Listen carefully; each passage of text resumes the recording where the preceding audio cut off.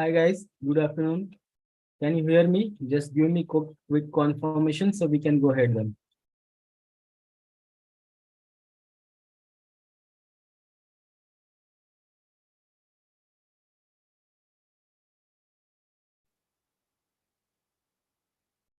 Okay. I hope let me share the screen. One moment. All right. So guys, now you can see my dialog box, right? Dialog flow box, right? Let's start for today's session.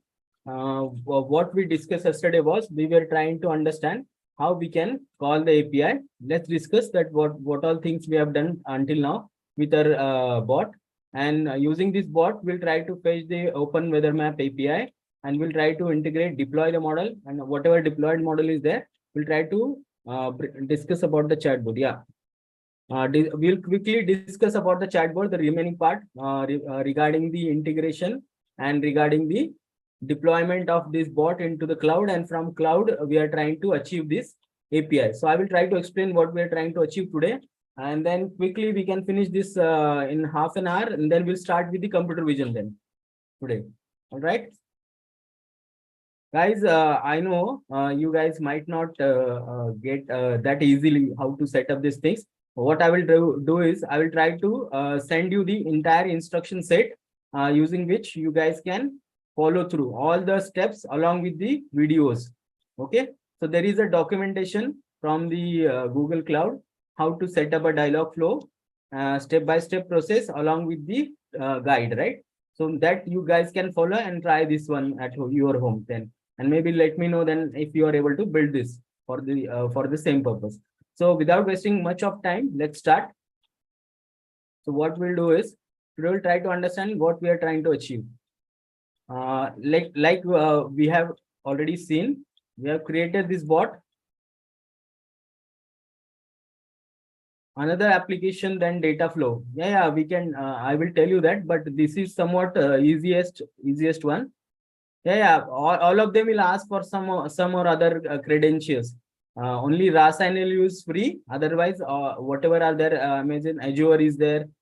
Yeah, I can understand, guys. Maybe you can try and borrow it, borrow from somewhere. Maybe in a group, maybe you guys can come up with this because anyhow you will require the credit card. Without which they will not provide you this cloud facility. Only Rasa NLU is free, but it is somewhat complicated. So you will not understand it is much of the coding part, and sometimes it gets successful. Sometimes you guys will face issues. Debit card is not accepting. Okay, I can understand. Maybe you guys have to come up with some solution because there is no other way. There is no other way. You go to any cloud platform, they will ask for the credit card. Even in the morning today, I was deploying this dialog flow API in the cloud. I had to pay ₹1, but it gave me credentials, right? So there is no other option. We have to use the credit card. I am not the solution, guys. You have to come up with the credit card, right? So then only we'll be able to try this one. Let's understand what we're trying to achieve. Now I have a chatbot. We saw how to create the different intents, right? Intent was greetings, right? How to greet. Let's say hi, hello. How can you say other to give credit card? Others means from your family member, guys. If someone having a credit card with your family member, then you can use that.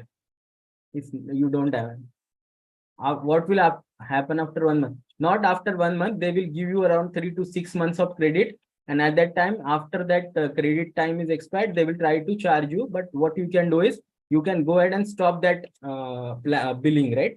Once you are done with this testing and all, you can close this services. That is also possible. Go to billing section and disable this one and go to your credit card also. If money will automatically deduct. No, money will not deduct. So if you stop this instruction set, there is an option in credit card also where you can go ahead and stop this option, right? So don't worry about your money will not be directly get debited, right? So there will be option once you are aware that, okay,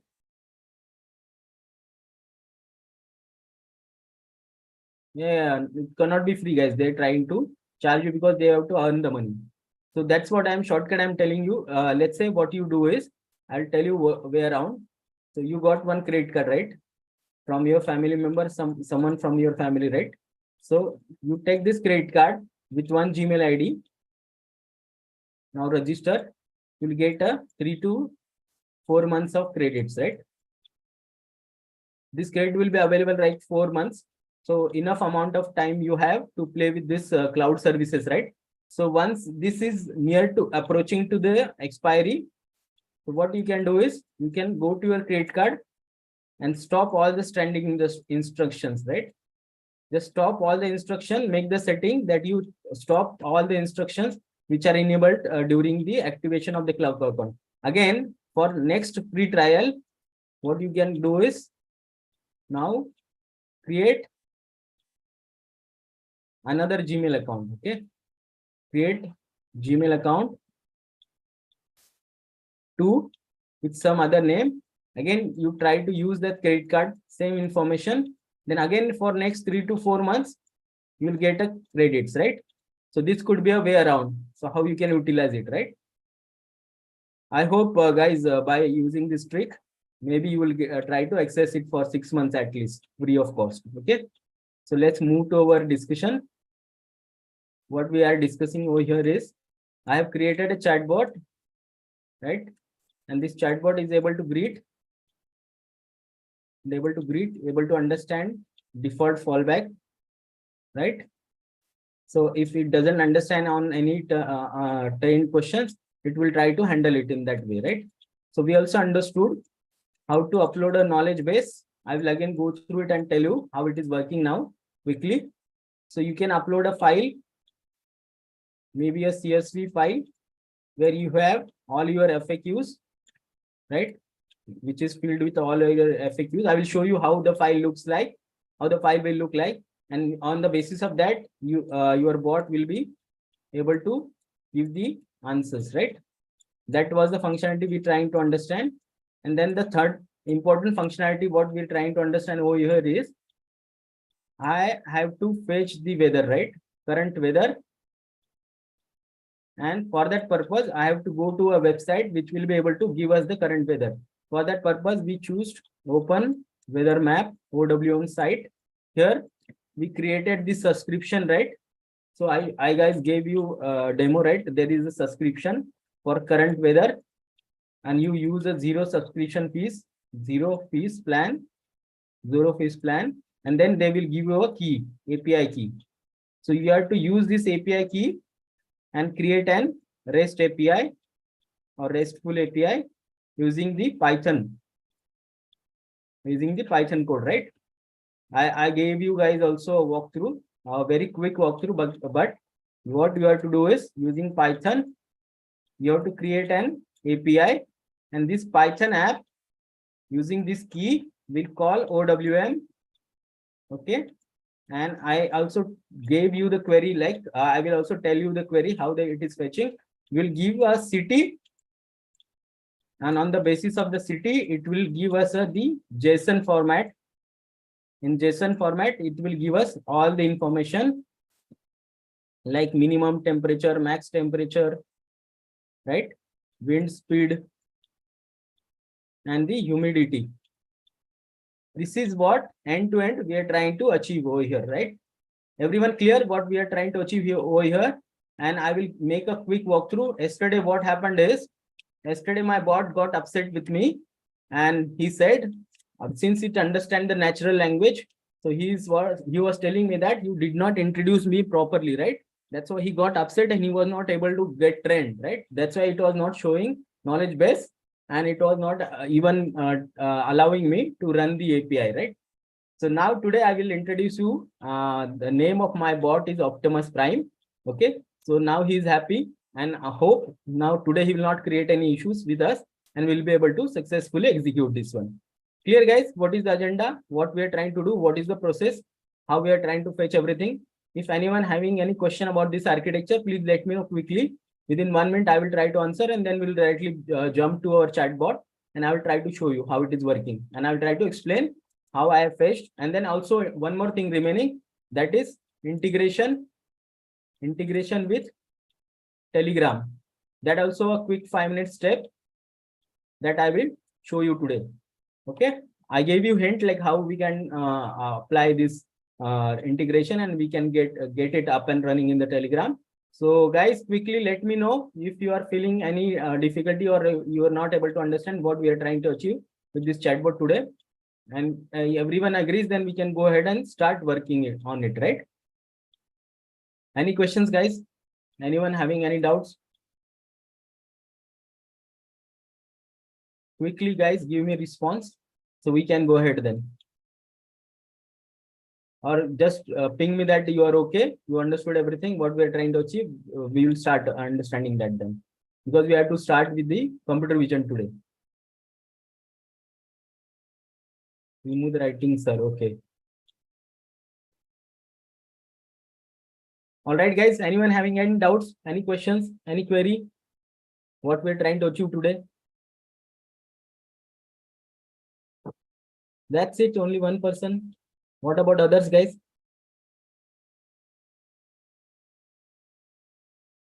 Yes, no, probably something. Some sort of response, guys. Otherwise, my bot will get upset. He's saying that people are not responding. All right. So I assume, guys, you don't have any issues now. Yeah, okay.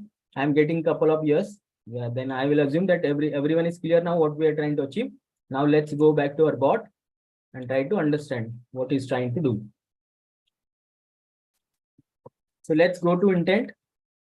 First, in intent, we have a bot will punish you, punish us. I think, please, sir, explain your bot. Do not give us punishment. Okay, guys. Okay, it was on lighter side. Okay, but bot will understand what we are saying. Okay, if it's a humanoid bot and it is integrated with the RNN neural networks, maybe trying to understand what you are saying. Okay, and just one more thing, guys. I hope that you guys are aware that nowadays they have created such a bots, and even there was a conference last month in Geneva, which was the first conference of human versus bots, right? Press conference, and within this press conference, they asked couple of questions to the bots, like whether you are happy, whether you are happy with your master, are you going to rebel against your master, what you think, what is the future of the AI? And this is very interesting topic where you can understand that how with what kind of ease means what kind of let's say simplicity it is able to understand the questions from the generalist, and it's trying to respond to them just like the humans, right? So they asked them a couple of questions, and on the basis of that they were able to reply it, right? So it was totally human interaction, totally a human to human interaction, but these were the bots, and it was very popular thing. No, guys, prompt engineering is not today. Prompt engineering will take it on the last day. Today we'll take with the convolution, right? Convolution neural networks. Try to understand convolution. So let's get started quickly with this thing first.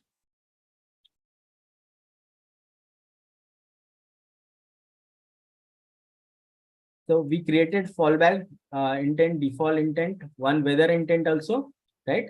And once we were able to create it, we were able to also go into knowledge base.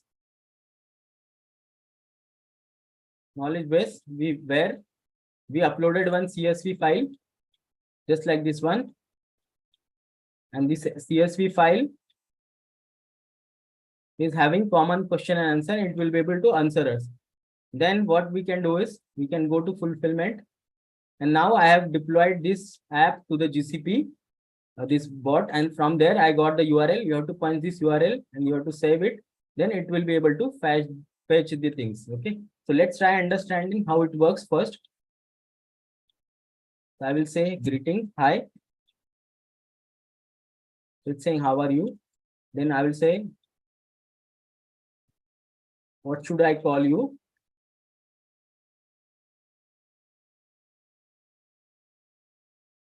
This guys, this URL I will talk about it. Meanwhile, just wait and see what is doing. So it's saying it's Optimus Prime. Then next command I will say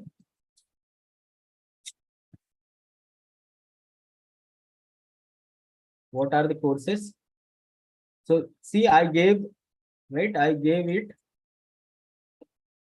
the question which included from the FAQs, right? In FAQ there is a question that what are the courses, right? What are the courses, and it is able to give us the same answer. So these are the courses available. Then maybe you can ask any question, provide me the course detail. So it will be able to give you the same.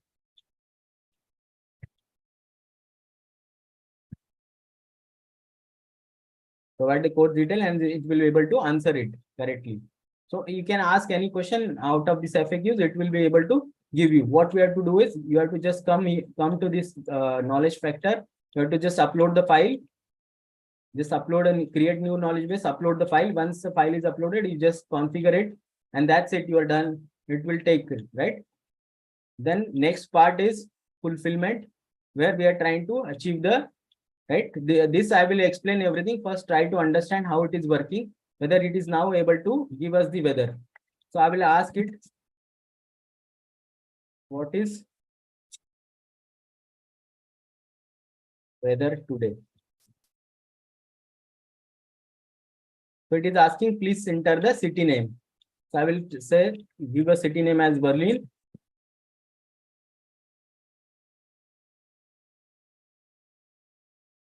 See, it is now able to give me the city temperature, mean temperature, max temperature, humidity, and wind speed, right?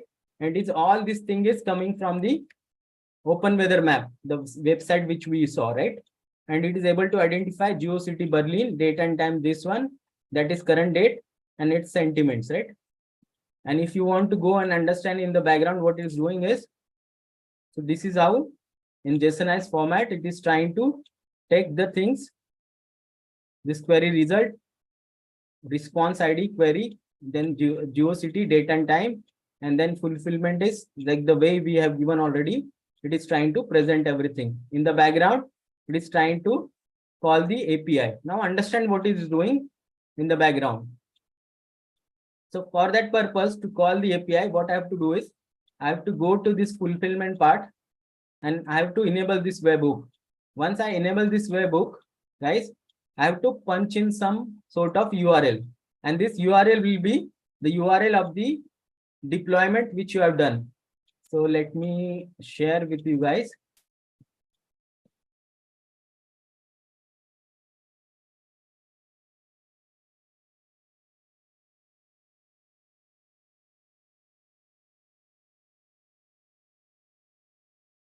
All right.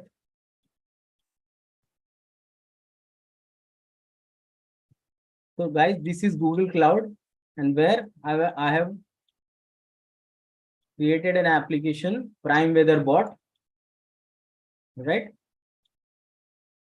And this application has been deployed over here. If I go to a dashboard, and I will quickly tell you also how you have to create this thing, how to deploy to GCP. So this is the right link. If you click on this link, it will give you a link, this kind of link. So it is why it is not showing directly from the cloud is because I have not created a UI. So if you see this link, this is the same link. This is the same link, right? I have inserted in this URL. So let's try and understand what I've done over here. For deployment purpose, what you have to do is, you have to come to this Google Cloud. Again, it is the same account which I have created yesterday for the bot. And once you come to this, you have to come to a project. You create new project using this one. Let's say you go to I am admin, right? Quickly, I will tell you guys. I will not go into detail.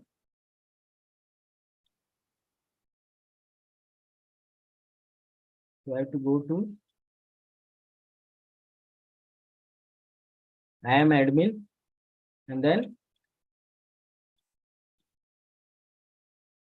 click on manage resources.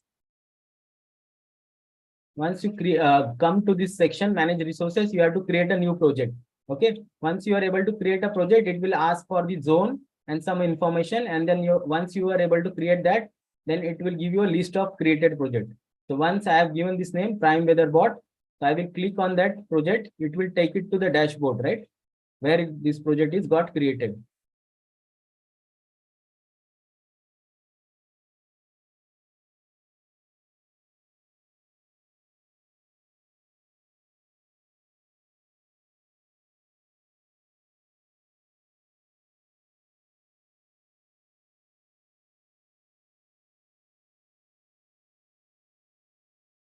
Now we have to go to App Engine.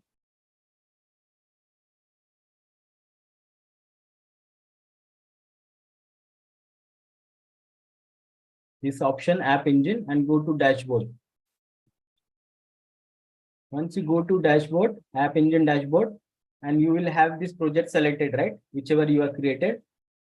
Here, you come here and let's say you create a new dashboard, you create a new application, new project, right?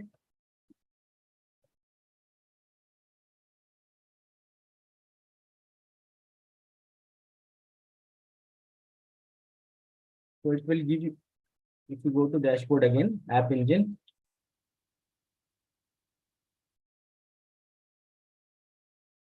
So this will show you entire summary. From here, you can create, click on create a new application. Once you create, click on create a new application, it will take you to dashboard. Once you go to this dashboard, then there will be certain commands which you have to execute from the background. Let's say, let me share my entire screen only this time.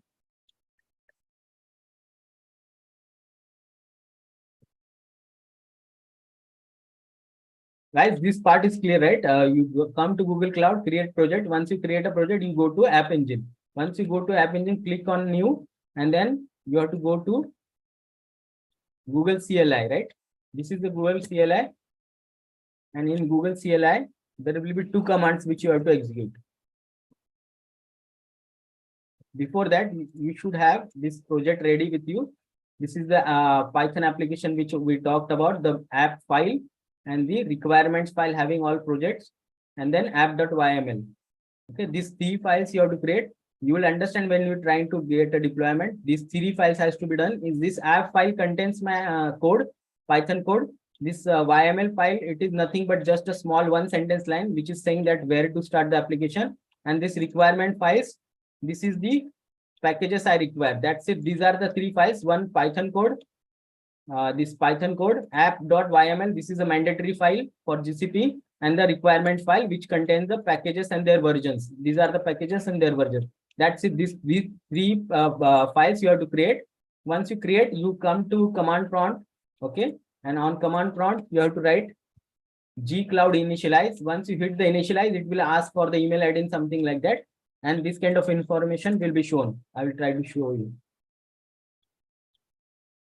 So once you say gcloud initialize, it will give you your account ID, what are the projects you have, right? So these are my projects which are available. You choose the project among them by giving the option. Once you give this option, choose the project, the next command will be just line of command, guys. And that's it, you are done with the deployment. Then first line was initialize gcloud, and second was gcloud app. Since my name of the Python application is app, deploy this YML name, and the project is prime.bot. Once you hit this one, it will try to deploy everything, and then this kind of things will come. Target project services, and you want to deploy content US, and this is the URL which we are talking about. This is the URL, target URL. It will give you. That's it. This is as simple this is. Okay, just two line of code. One is initialize. Then you say let's say cloud apply, gcloud apply deploy, app deploy, and the name of your project. That's it. This two line of code you hit, and then it will be able to create a deployment for you, and it will return you the URL where it is created. So you copy this URL, and then you'll be going to your bot, and that same URL you will punch in the fulfillment, and you will save it. That's it. Done. And then in the background, it will be able to fetch you. Clear, guys? Any doubt? This is how this will work. I know it was a bit fast, but deployment is not today's topic. So try and understand. Once you deploy, it will give you a single URL. That URL you have to come to this fulfillment section and punch it and save it. So using that, then it will be able to call the API and it will display the result to you guys accordingly here. This is how it is, guys. Hope everyone understood, right? What is the procedure and how it is working now. So yesterday it was not working because of some certain mistakes. That was only small mistake I did. Since I did not deploy it right in the cloud, so it was not able to fetch the API.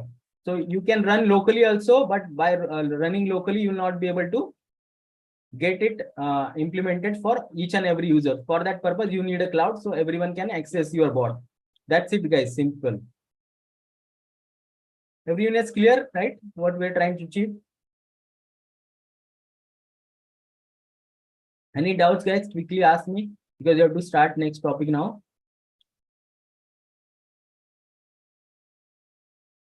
Then second part is, let's say I assume that this is clear. So second part is integration, right? There are two ways how you can integrate. One is like directly saying web demo, where it will create a web page and everything. Let's say web demo, and it is giving you a link. If you click on this web demo, go to integration, click on, again, I will tell you, go to integration. Integration means you are trying to integrate with some other app, right? So it will show you some options where to integrate, right? Telegram, Line, Messenger, Facebook, or some other options, right? Skype. So out of that, we'll try to go with the Telegram. And before that, there is one more option, web demo. Whatever you are seeing right now, it is seen in the editor of the cloud, Google Cloud. What if you want to create a separate HTML page using which you will be able to give access to your user? For that purpose, you can use web demo and it will give you a link. So copy this link. This is the HTML link. And then let's say you go to a new website and any browser and try to punch in this link. So that's how it will start, right? This is the HTML page. All the designing and everything is automatically done by the Google, right? And it is giving you a ready-made application, right? This kind of website. So where your bot is integrated. Like, let's again try to chat with this bot and it will be able to give you answers. Ram, it is saying hi. Then I will say, what is your name? It will give a name. Then I will ask whether. So it will ask for the city. Let's say I will give Pune. And then it will be able to give you the temperature. So this is how today's temperature, minimum temperature 26, maximum this one, this is humidity and wind speed. That's it, guys, right? This is how it is working now. This is web demo. Then what if you want to integrate with the Telegram? Then go to Telegram here. And this is the token which you require, right? So for that purpose, you have to go to Telegram, right? I'll show you again. I've already opened the Telegram somewhere here.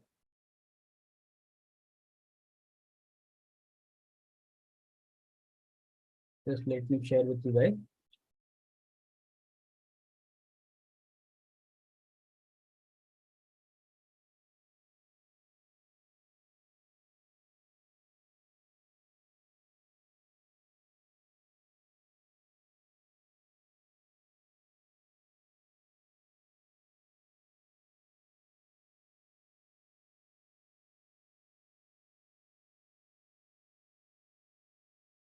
So I will try to log into my Telegram using scanning this code. Just wait 1 minute.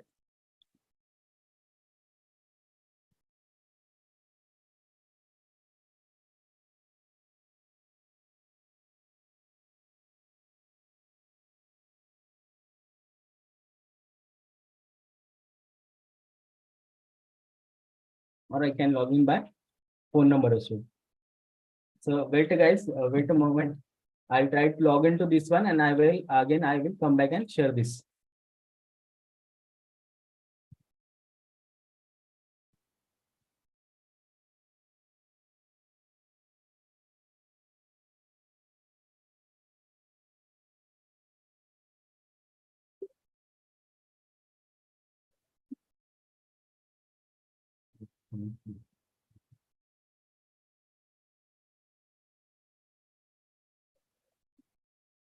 So that's it, guys. I've logged in. I'll share it back again with you guys.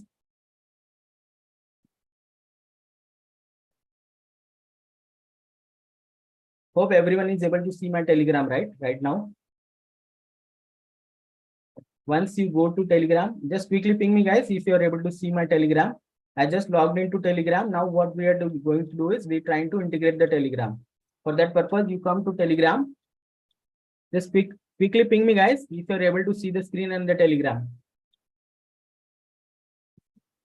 Yes, no, something like that, guys. Yeah, all right. So once you come to Telegram, you have to search bot father. Bot father. So you go to bot father option, and here you have to say new bot. Okay. Once you enter a new bot, so it will ask you that what should be the name. Please choose a name for your bot. So I will give a name. Let's say underscore weather bot, mixed weather bot, and then I'll hit enter. Good. Let's choose a user for your bot. It must end in bot. Right.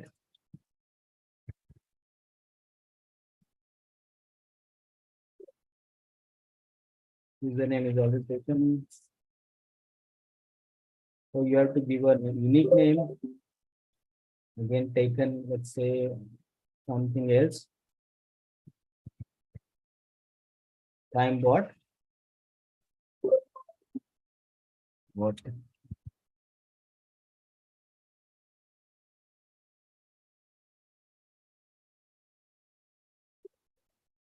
So now it has accepted that is a unique name, and it has given us a token, right? This is the token. You have to copy this token, and you have to go back to your dialog flow, right?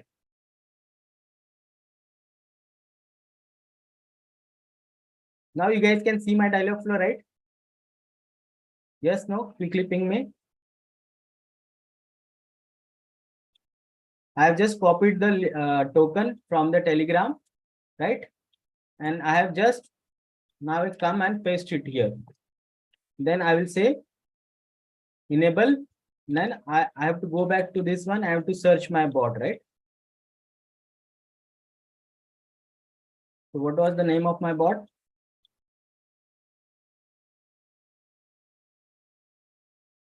Weekend Prime bot, right? So I'll search. So this is the bot, right?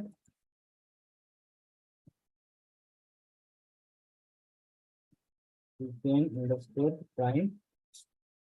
Yeah. So this is the bot. Now you can start interacting with it, right?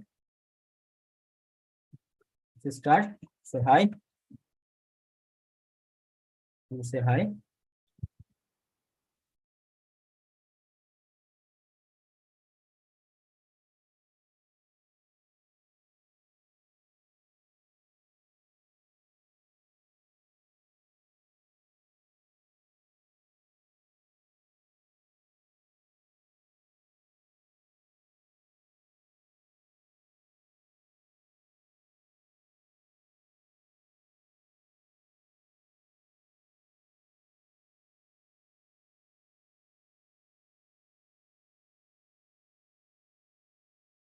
Wait a moment. I think it has not taken the token correctly. So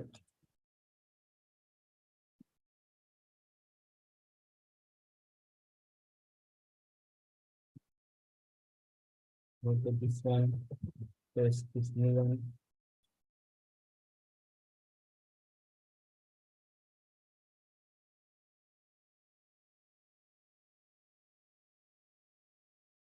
This is the new token, and then we start. Let it start. All right.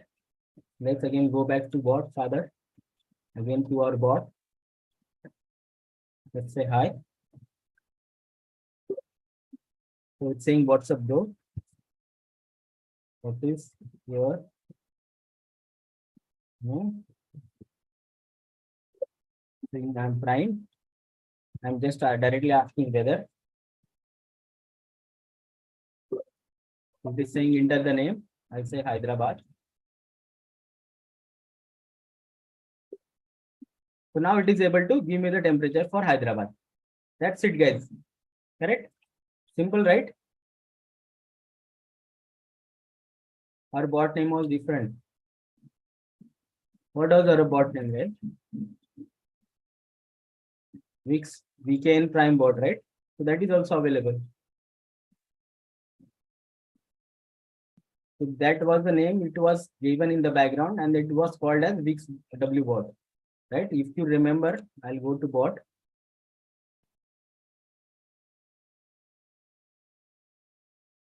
So this is the name I gave it to, right? Wix W bot. So by that name only it is going, correct? Getting this one? Wix W bot. That is what you will call it as.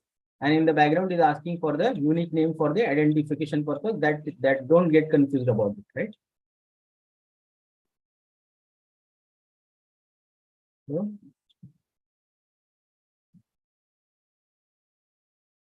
right. So this was the name we gave it, and that's how it is working. Any doubts, guys? Simple, right? Just the only difficult part is to deploy your application, Python application to the cloud, because you need a credits, right? Otherwise, Telegram is free service.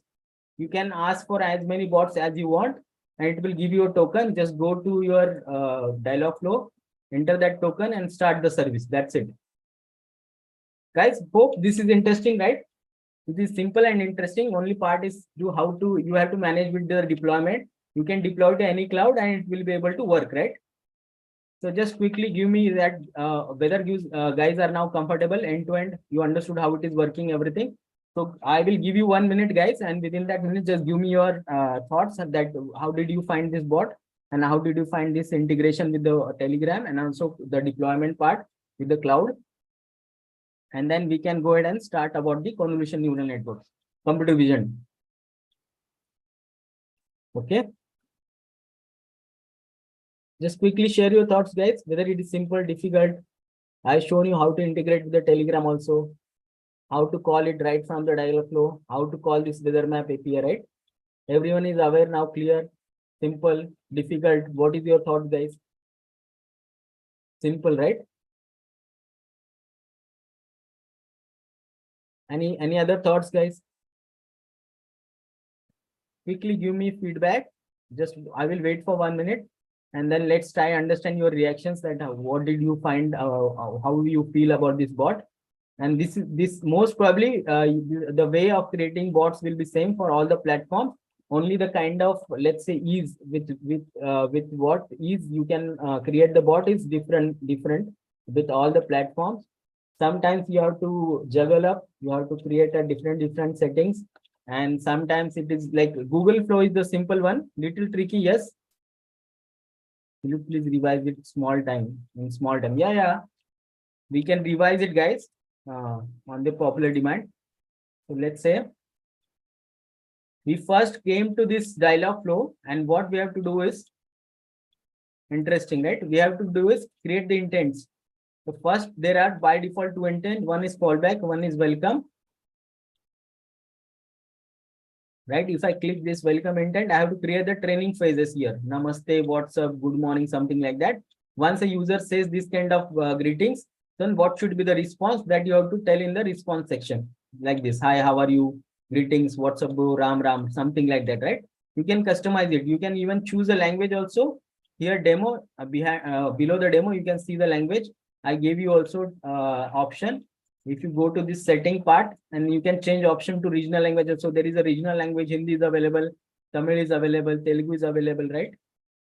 Every option is available, or Hindi is available, all the options available. You can choose any option, whichever you wish, right? So you create first intent. One is greeting intent, and once you know the greeting intent, how to greet a person, then maybe you can go ahead and create a different intents as per your requirement. So my requirement was to create an intent to check the weather. Your intent could be different. You want to create an intent to book an appointment or something like that. So please just go to intent. You can hit on the plus sign also. You can go by this one, give a name to your intent and create an intent. For me, I was interested in the weather. So I went into weather, gave name.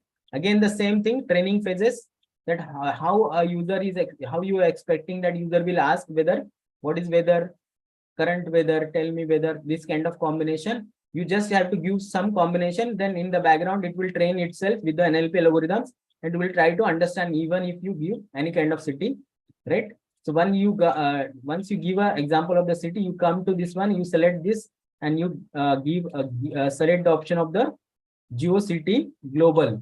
So if you select the option, this option of this parameter GeoCity global, right? GeoCity global. So let it be then any city in the world, it will be able to identify it directly, right? Whenever you say.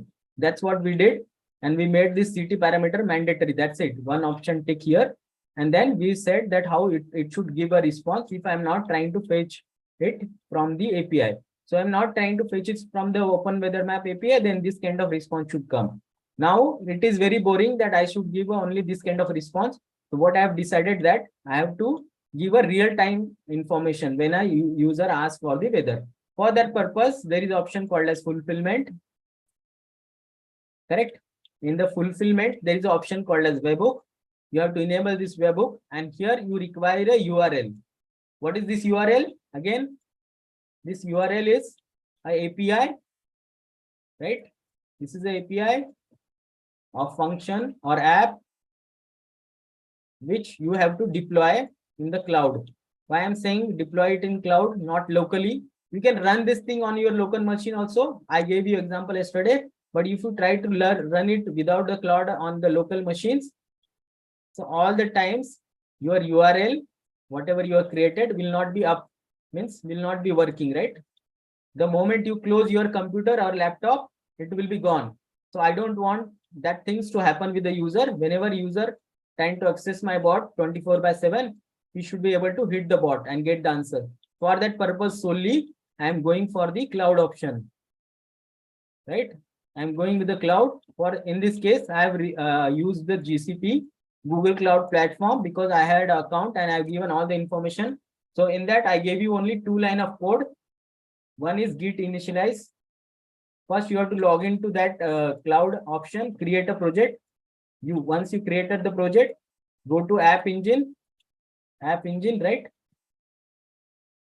And that's it, done. Once you go to App Engine, you just have to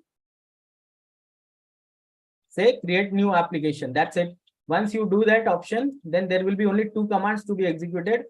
One is git initialize,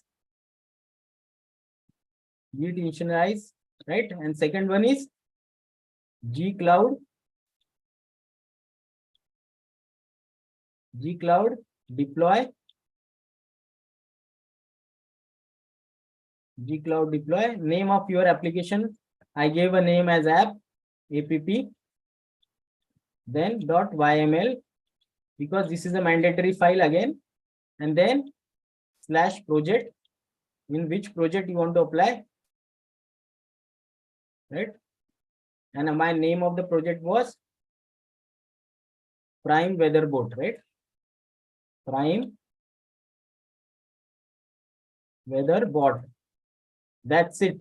This is the 2 line of command and you are done. The deployment is done to the Google, and Google will return you one URL, right? This kind of URL. So this is what you are seeing here. This URL is returned, and I will punch in this URL and save it, and that's it, done, guys. So your bot is up and running 24/7 as long as the Google Cloud is running. That's it. And Google Cloud will keep on running 24/7 into 365 as long as you are paying it, right? So that's it, done, guys. This is how it will be up and running, and it will be fetching you the real-time information for the weather. And then second part, what we saw is integrations. Whether you want to create a web application, then you can go to web demo, and it will be a HTML file which will be created in the background, and it will give you a URL again. And that URL you can work as a web browser or web link, right? Website. And then you can create a website, or you can integrate to a Telegram like we saw. You go to bot father, then /new bot. You go to bot father and tell him that I want a new bot by saying new bot. And it will ask you for the name. Give a name to the bot, and then it will give you a token, right? This token you have to come and punch in here. I clear it. Telegram, and this is the token which is it gave. You punch in and start and say start, and that's it. You are done. I hope this revives everything, right? We have seen whatever things we have seen now, and hope everyone is now clear how to create an end-to-end. Guys, no one try to tell you these things end-to-end, right? No one will tell you like how to create the integration with the some other application, or how to create a deployment. They will just try to tell you go and plug and play, right? Plug and play with these things, and no one tell you in the background how to do these things, correct? So I hope now everyone will be aware, and you can proudly say that I can create any kind of bot using a Google Dialogflow. So this is the simplicity of the Dialogflow, because it gives you all the options ready-made available. You don't have to take much of the pain. Guys, there will be some, like I told you, whosoever is not able to do it, I will give you a detailed, let's say, step-by-step cheat sheet, and every step followed by the screenshot, right? How to do set up this chat bot, right? In the Google Dialogflow. Don't worry about the notes. But what is most important is that you should understand that what is intent, what is intent, what is entity, what is knowledge base, and what is integration, what is fulfillment, and how we can utilize them. So that's the main purpose. Yes, guys, and I will ask this entire notes and the step-by-step guide how to create this one. I will give it to the ExcelR team, and they will upload it in your LMS system. That's it, guys. Done. Last 1 minute. If you have any doubts further, ask me. Otherwise, we can go to computer vision and start about understanding the convolution neural network. Any other thoughts, guys? Anyone would like to add anything? I will give you 1 minute. Try to understand these things, and maybe we'll try to switch to an important topic, computer vision. I would like to know your reaction, guys, how you find about this bot and everything, because whenever you go to market, these people create a lot of buzz that we have creating NLP based bots and everything, but in the background, that is not that difficult, right? So with a little or no guidance, you can create a simple bot which will be able to do a wonderful job, or you can work as your virtual assistant, and it will be able to handle your job. Whatever you are saying, let's say book appointment, or book a movie ticket, book a, let's say you can create an entire app using this bot, right? Just like book my show, trivago.com, or a appointment booking application. So this is a good idea. Why don't you guys go ahead and utilize this bot and come up with an application which will be able to do this kind of job, right? So take this as an assignment, guys, and just try to Google it some steps and come up with the use case and show it to your colleagues or principal sir or some other one. So that will be a good point. So you can even host that thing to your GitHub. So whenever you are trying for the companies, or whether you are going for the placement or something, or trying to switch your careers, that time also it will help, right? So this is one of the important topic in NLP, how to create the chatbots. There is even an entire companies who are providing the chatbot application as a services, right? So enough of said, guys. Quickly go ahead and tell me your thoughts. If no one is willing to share any thoughts within a minute, I will switch to now convolution neural network. Quickly, guys, ping me. What is your thought? Any doubts? Last 1 minute, and then we'll close this topic. We'll not again go back to this one.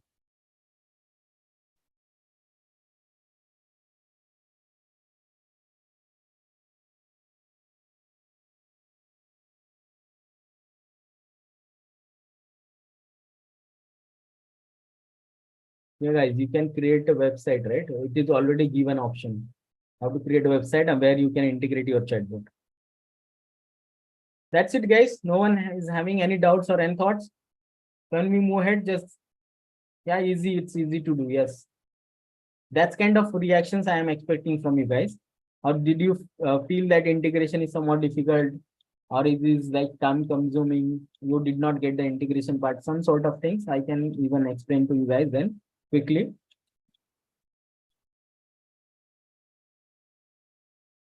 No other thoughts, guys? That's it. Can we start with the computer vision then? At least give me yes or no. Can we go ahead with the topics? Next topics.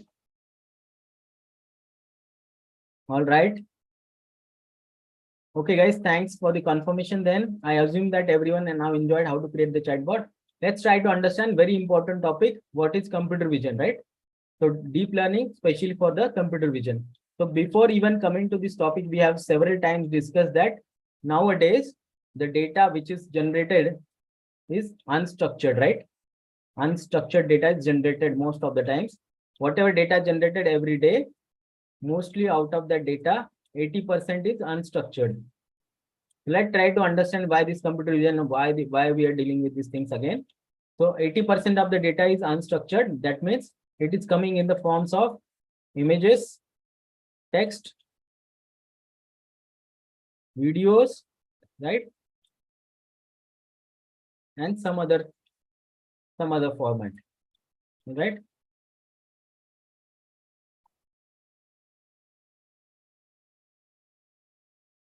All right. I'll take a note of this, ma'am. I'll ping you something on this one. Thank you, Vandana, ma'am. I'll take a note of this one.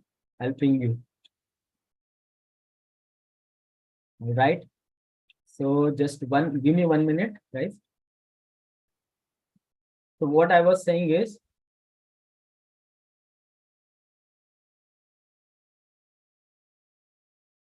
so whenever we are talking about the data, right? So data nowadays, whatever the entire data is calculated or generated, right? All this data, 80% of this data is coming from the unstructured way. Or let it be a social networking site, right? Social networking site, e-commerce site you guys are using, right? Or Twitter, Facebook, all kind of digital application. Even if you are using a smart watch, any health application app, all these apps are generating the data. We have seen how they are generating the data, right? All this data is coming, and if you could imagine, I already told you, it is creating around 175 zettabytes of data, and 1 zettabyte is equal to 10,000 GB. So imagine what kind of huge data is created, and everyone is now interested in the unstructured data. That is the reason ZB, yes, zettabytes, yes, ZB, ZB, zettabyte. That's what I'm meaning. Okay. So imagine this kind of data is coming 1,000. Okay, guys. 1,000, correct. Maybe 1,000 then GB. So imagine this kind of data is coming, and now the need has been switched from the normal machine learning statistical algorithm to handle the unstructured data. This is how the computer vision comes into the picture. And try to understand how these things started, what is the architecture, what are the neural network which are used for the computer visioning and everything. Let's go ahead with this one then. So we already understood neural networks, the two-step process which they do, right? So never try to forget this one, because this is the base for understanding all the neural networks. ANN is the base. Once you understand end-to-end ANN, how it works, then only you will be able to understand how is CNN working and how RNN working, and whatever the advanced algorithm or all of them are there, they are using in the background this kind of architectures only. So just to give you a quick refresher, I gave you the steps. So this is how the ANN works. First step will be summation of the weights into inputs, and then all these things will be passed on from the activation function, right? So that is the two-step process, and this is how they generate the outputs, and this output again going from the activation function and giving you the probabilities on the basis of certain threshold, let's say 0.6 or something, and then it is trying to fire the things or give you the outputs. That's how we understood, and this is how the process is working. So once we provide the picture, it is trying to go through the neural network. Or in this case, we will be creating a convolution neural network. And in this convolution neural network, what is doing is trying to extract the features, different feature. We'll go ahead and try to understand. Once we create this feature, then it will feed it to the normal neural network, where it will be able to give you the probabilities. On the basis of the probability, it will identify the things. Okay. It will identify the things, whether it is a dog or cat or something like that. That's the simple process how it works. So try to understand what happens in the background, that what they are doing. First, we'll try to understand what is computer vision and why it is useful, and what are the use cases of this computer vision, right? This CNN is a part of a computer vision, guys. On the basis of the CNN networks only, this computer vision techniques works upon. If you could see, I have put in some pictures, all from the medical field, from the agriculture field, or let it be a robotics or manufacturing process, or let it be agriculture field. Everywhere nowadays, the computer vision is working. So how this entire thing started, what is the brief history? For that purpose, I have written this slide, but I will not go into detail. But what I want to highlight over here is, this is for your reference. All these things were started back in 1957 or somewhere 1950s, right? So first time this artificial intelligence came in, then people were started to discuss about how the vision, how to discover the vision hierarchies. And the first computer vision project was taken up by MIT in 1960s only. And after that, it went into the revolutions. And then the first model was built up by the name LeNate, right? LeNate was the first architecture which was introduced in the computer vision. And this was introduced by the Jan LeCun, which is again a legend, which is called as a legend. There are three legends we discussed in the beginning: Jan LeCun, Alan Karaszewski, and this is Jeff Hilton, guys. This guy, he was the head of Google AI. Jan LeCun was the head of PyTorch, let's say Meta, and then the other one is a professor in the university. So LeNate was the first one which was introduced, and this is how the entire things got challenged, and they started revolutionizing the things. So all the things were started about how the computer understand the graphics and pictures. And from then, what they did is, let's say for simply, we had a cameras usually, and behind the cameras, they were able to put a successful neural network, and combination of that they used to create the computer visions. So that is the base how they created, and the major breakthroughs were done during the 98 and 2012, where different kind of models were introduced, like VGGNet, GoogleNet, ResNet, and some other net. We'll try to understand what are these net, but just for the understanding purpose, I understand that there was a major breakthrough in 1998 where the LeNate was introduced. After that, from 2012, all the computer vision techniques came into the picture. Different companies like Meta, Google, Facebook, PyTorch for that purpose. They develop, or OpenAI, they develop the different vision techniques. Okay. So now understand what do you mean by computer vision? Computer vision again is a subset of the AI through which the machine understands and learns the visuals and images. So when we see, we discuss that what is artificial intelligence is trying to mimic the human neural networks, right? Whatever the available neural networks are, they're trying to mimic them and try to understand if we can create a certain mathematical model using them, which will be able to function exactly like this, and we will be able to make the decisions or the complex task, which human-like task, right?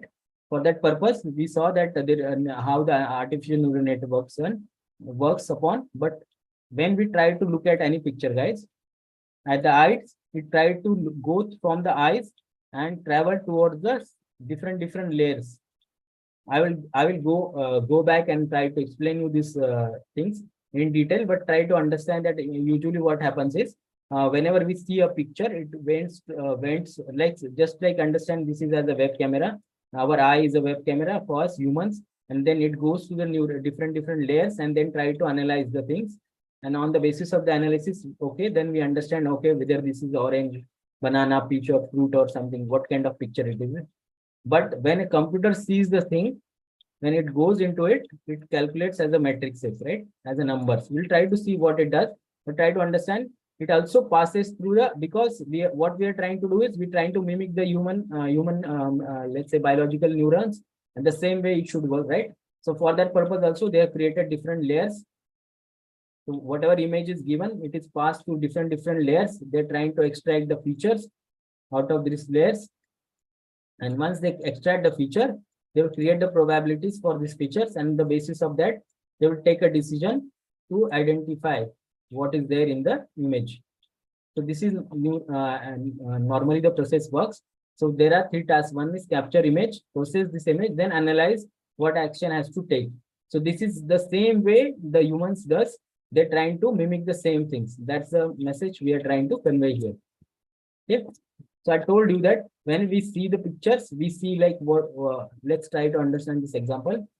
So when we see any picture, our human eyes, through the human eyes, we try to understand what are the objects present. Let's say in this case, car is present, or maybe some other cars are present. There is a building, right? And these are trees present, right? This way, what we do is when we see a picture, we try to analyze the different objects, right? This kind of object. And then we try to collect them and remember to our training, like right from the childhood to till now, you were able to see that what are the object. On the basis of that training, you are now able to identify the things. So similarly, when any picture is passed, that picture look like this one to the computer. In terms of the metrics, so if it's a black and white picture, so there will be only one matrix. And when it will be a color image, there will be three matrices, which consists of the RGB color, red, green, blue. On the basis of this color combination only, entire pictures will be created. So try and understand that what is the basic difference when we passing an image to a person or person's view, or when we are passing to the computer vision technique or for that model, right? Now you will say that why computer vision gaining so much importance, and what is the problem with the computer vision, that it requires so much of training or so much of data or something like that. So when we talk about the computer vision, sometimes we need to understand that what we are trying to do is we're trying to recognize the patterns, right? How we are trying to recognize the pattern, or how we're trying to analyze the thing is based on the relationship, right? Certain relationship, because certain relationship may be menu to one, some computational things, and maybe we're trying to recognize the pattern. How we recognize the pattern is basis on the different features. So feature could be color or texture, right? This kind of texture, pattern or shapes. For that purpose, these animals look like this one, buildings look like this kind of structures. These are the humans or shadows, or this is the garden. So we're trying to analyze by line by line or by parameter. So it's the same way, if we want to build a new convolution neural network or a neural network, which we will be able to handle the data, we have to prepare the same way. So these are the basic patterns or basic clues using which it will be able to understand the color, texture, pattern, shape, and association. Association means once I understand the color, texture, pattern, and the outline or a boundary, then I can associate whether this is animal or this is any other object, right? So that's the way. Let's move to next thing now. I hope now you are trying to get the feeling that how images are processed in human mind, how images now processed by the computer, and when we are trying to deal with the images and videos, what kind of process is happening back in the model, right? That's the feeling we are trying to get here. So now you'll ask what are the common important tasks of the computer vision. So computer vision will help us. One popular example we can see is image classification. And then I will give you also a very good, let's say, use case, which I have already worked upon. And maybe it's related to healthcare, or maybe it is related to medical field also. So whenever we are trying to create any kind of app, right? So maybe this app will be able to identify the pictures, right? Of let's say for that purpose, face recognition, object recognition, or any other video recognition actions, right? So for that purpose, what we can do is you can create a binary class or multi-class, right? So let's take example, if you are creating an application, right? Again, going back to the same panda, where we started about talking about the smart watches and everything, and about the healthcare application, where using this healthcare application, we are trying to build a smart app or health app, which will try to capture the data from your smartwatch. But the smartwatch will be able to give a data related to your sleep, related to your, let's say, blood pressure, or maybe heartbeats, right? So number of hours you are able to sleep, or some other activities like number of steps you are taking, how is your lifestyle and everything, correct? So that kind of data is coming, but what about the food, right? You are taking. So that can, what kind of food you are taking on the basis of your food intake, maybe this healthcare app or will be able to suggest you if you are on a weight loss journey, or you are trying to achieve a healthy lifestyle or some other pattern, or whether you are passing through any disease and you want a medication, right? For all that purpose, there will be a food intake which will be taken into care. Let's imagine that from your app, you upload a picture of your plates, what you are eating, right? On the basis of that picture, it will be able to identify what objects you are eating, and on the basis of that, it will calculate the calories you are taking or what kind of food is taking, whether you are taking a healthy food or whether you are taking a junk food or whether you are taking a nutritious food, and it's so able to calculate the calories accordingly. So looking at the portion, if I have a model which will be able to identify, okay, there are 2 eggs or some kind of fish is there, and then I am also eating pizza, right? So I can go ahead like one stick or one steak of the fish or one portion of the meat, how much calorie, let's say 500 calorie. For fish, let's say 200 calorie. I'm just giving an example. Huh? And then maybe your pizza will count you somewhere if you are taking a pan pizza, 300 calories. So already you are taken like how much? More than 800, 900 calories, right? 900 calories of intake. Then how you, and if you are trying to lose a weight, how you will do that, right? So that part or that calculation, you don't have to do it. The just you have to capture one image and you have to pass it to the model, and model will be able to recognize. So why I'm telling you that this is a beautiful use case, which is giving us a classification example. You click an image, provide it, and it will be able to even identify the object. One is object recognition. Second is image classification. Both the tasks are done, right? Over here. So this is a real-time use case, how the people are using for the object classification. Maybe you already know about the face recognition or person identification, for the security purpose also, how to recognize the person, images, or gate identification, right? So this is one example how the computer vision is helping us. One is image classification, then object detection, or then one more thing, like we saw about the calculation of the golden ratios or some other calculations or any kind of calculation where you want to calculate the emotions of a person, right? Whether person is smiling, laughing, crying, something like that.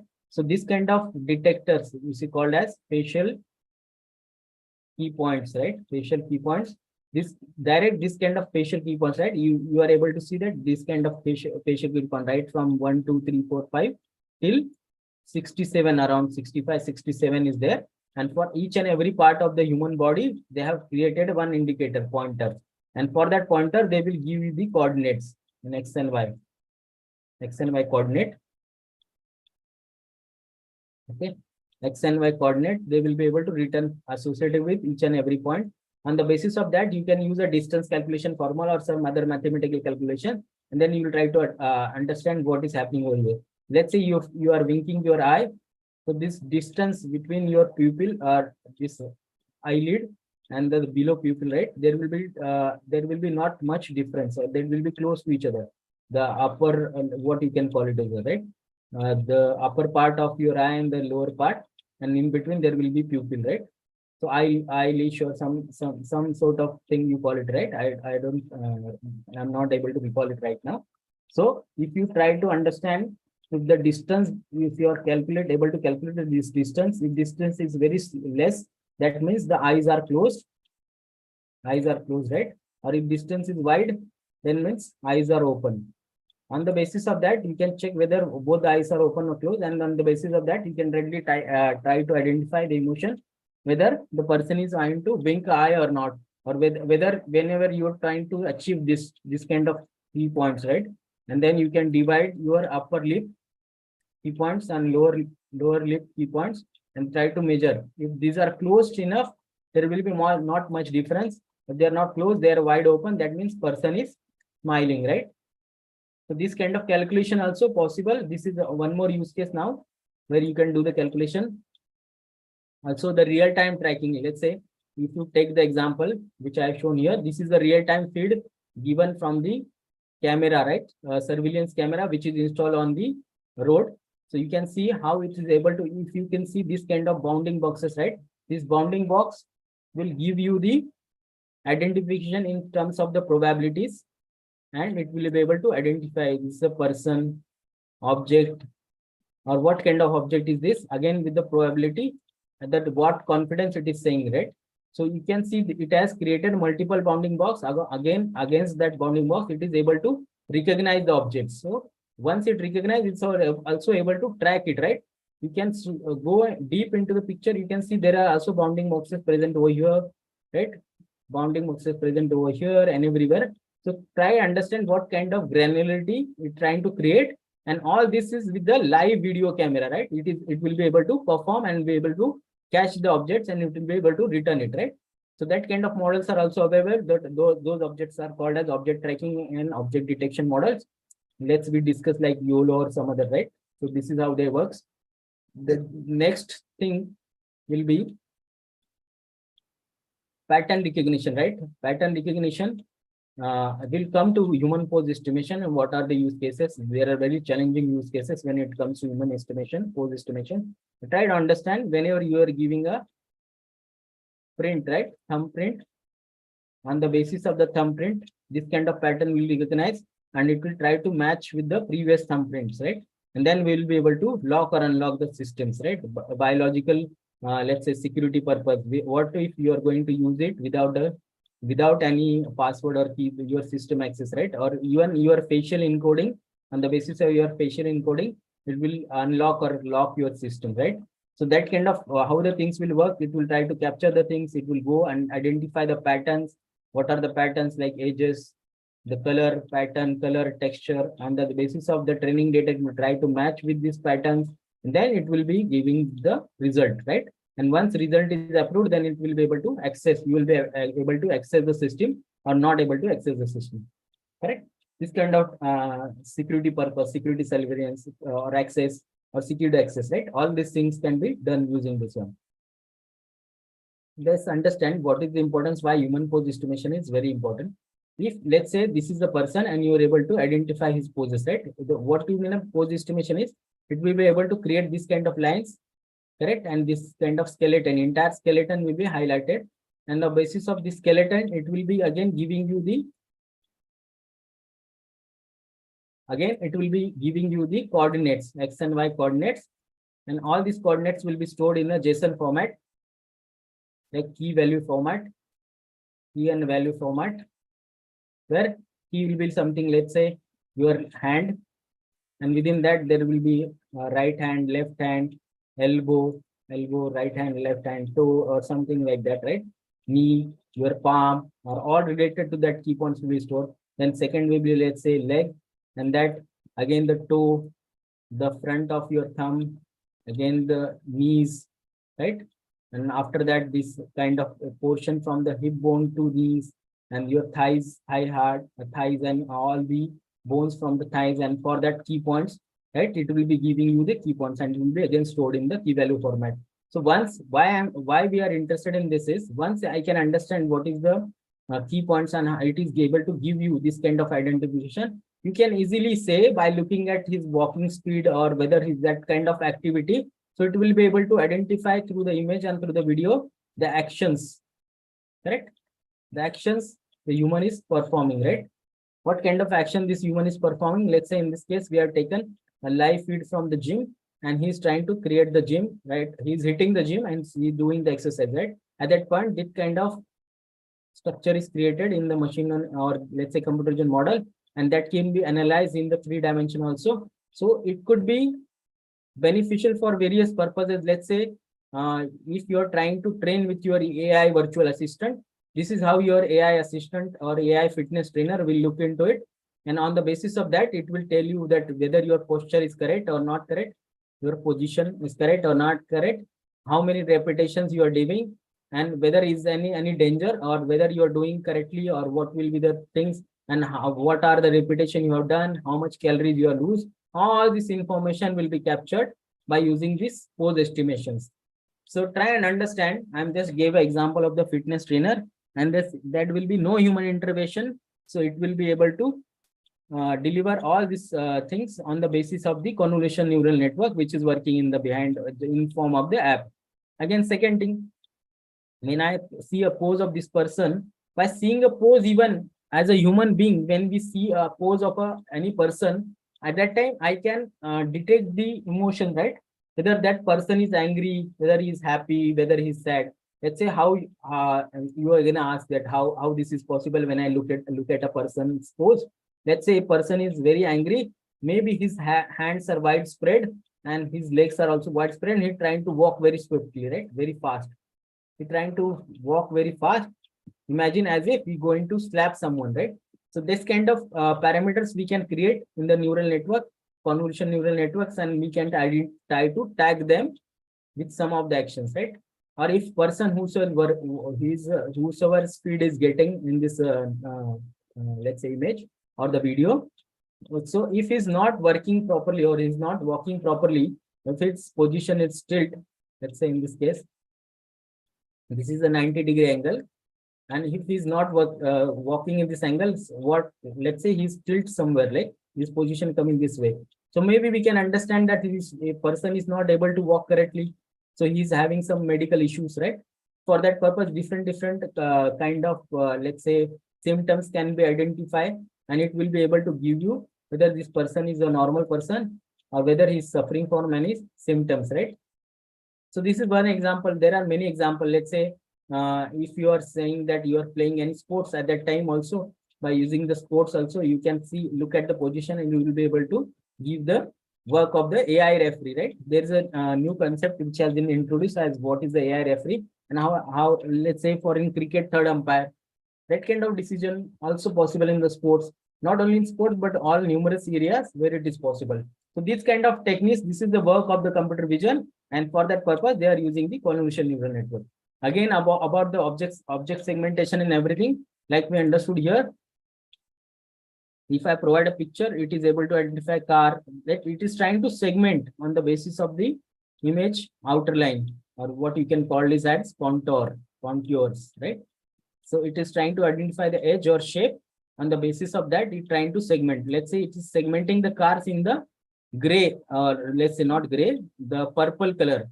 Then whatever other buildings or some other things there, it is able to see, not buildings, but buildings is trying to color in the somewhat yellow color. And the trees, it is able to segment using the green color.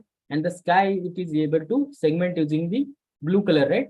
The cycles are again called as the object, moving object. And even the road is now segmented using the different colors. So this is called as, guys, object segmentation. So what we are trying to achieve here is, when you provide a picture or video, on the basis of that, looking at the shapes, right? On the basis of the shape, it will try to identify what all the different shapes are available, and they will try to color the shapes, similar object with a similar color, and this way they will try to identify the object. So that is called as object segmentation.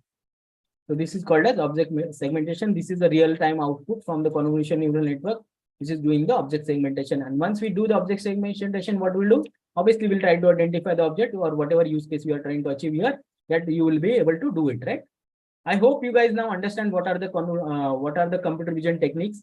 Everyone agrees to this one, that they are able to relate it to your real-time applications, right? So hope you guys are now able to get a feeling that what do you mean by computer vision now. So once you understand the computer vision and what are the techniques, so maybe we can go ahead and then try to understand how the convolution neural network works, or what are the idea behind the convolution. Just guys quickly ping me, just a reality check whether you guys are able to follow me or you guys are on the same page. So accordingly, I will try to understand. Now you will say that why this computer vision, just ping me simultaneously. I will go ahead with the applications and next slides, right? So you will again say that why it is important, how they are playing a role,